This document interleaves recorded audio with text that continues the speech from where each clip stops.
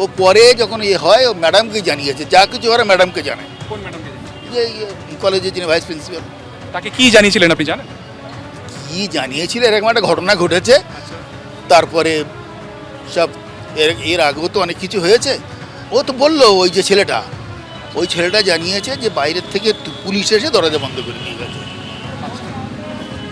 আর এই ঘটনা যেদিনকে ঘটে ওকে ঘর থেকে বার করে দিয়েছিল সেই সম্পর্কে কিছু 25 তারিখে জানিয়েছিল কি? কিছুই আমাকে কোনো খবর নেই, কিচ্ছু নেই।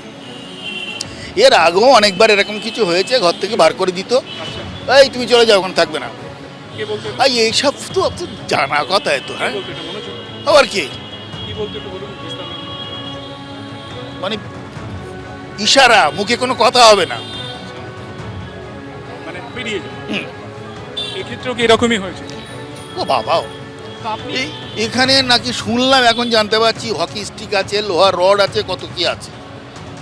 আপনি তো একজন মানে কর্ণধার, তো আপনাকে কখনো এই প্রবলেমের কথা জানাননি বা আপনি এটা কর্তৃপক্ষকে জানাননি বা ও কখনো জানেনি যে এরকম চোখে চোখে ইশারা হয়ে বার করে দিত? এখন জানতে পারছি, কারণ ওদের কি যদি কাউকে বলে মেরে দেবে।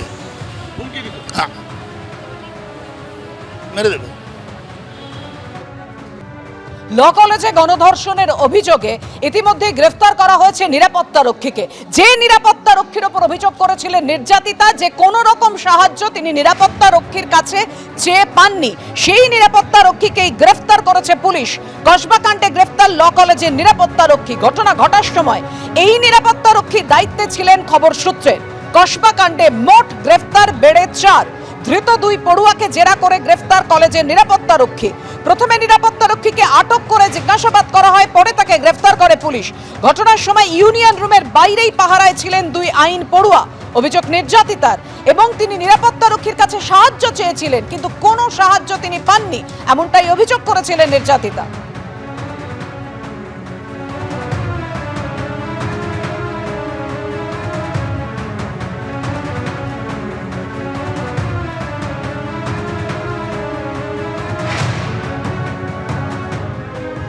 কলেজে মনোজিতের কিভাবে দাদাগিরি চলতো, যার বিরুদ্ধে অভিযোগ, যার ছবি সামনে এসেছে বারবার করে, এই মনোজিৎ যে কিনা রীতিমতো হুমকি দিত কলেজের নিরাপত্তা রক্ষীদের।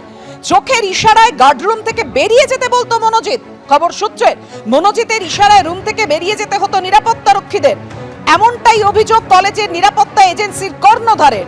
ইউনিয়ন রুমের ভেতরে হকি স্টিক, লোহার রড থাকবে কেন?